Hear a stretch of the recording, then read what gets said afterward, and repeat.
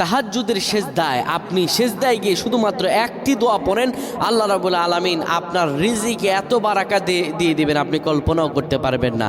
আপনার অভাব অনটন আল্লাহ দূর করে দিবেন, সংসারে অশান্তি আল্লাহ তাআলা দূর করে দিবেন, এত পরিমাণে নিয়ামতের ফুলঝুরি আপনার উপর বর্ষিত হবে আপনি কল্পনাও করতে পারবেন না। আল্লাহ রাব্বুল আলামিন জানিয়ে দিয়েছেন, ইস্তাঈনু বিস-সাবরি ওয়াস-সালাহ ইন্নাল্লাহা মা'আস সাবিরিন।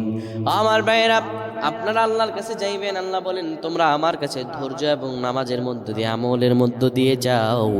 আমার কাছে কেউ চাইলে আমি আল্লাহ কোনোদিনও তারে খালি হাতে ফিরাইয়া দেই না। আমার কাছে যে যত বেশি চাইতে পারে আমি আল্লাহ তারে তত বেশি ঢেলে দেই। সুবহানাল্লাহ। আপনি আল্লাহর কাছে চান না, আল্লাহ তাআলা আপনার রিজিকে বরকত দিবেন, সম্পদে বরকত দিবেন। কিভাবে? আপনি তাহাজ্জুদের সেজদা কোন দোয়াটা পড়বেন? সেজদায় গিয়ে সেজদার তাসবিহ 3 বার পড়বেন। 3 বার পড়ার পরে এরপরে পড়বেন রব্বানা আতিনা ফিদ দুনিয়া হাসানাতাও ওয়া ফিল আখিরাতি হাসানা ওয়া কিনা আযাবান নার।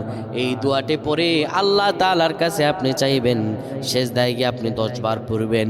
এরপরে আপনি মুনাজাতে আল্লাহ তাআলার কাছে দোয়া করবেন, আমার আল্লাহ সকল দোয়াগুলো আপনার কবুল করে নেবেন।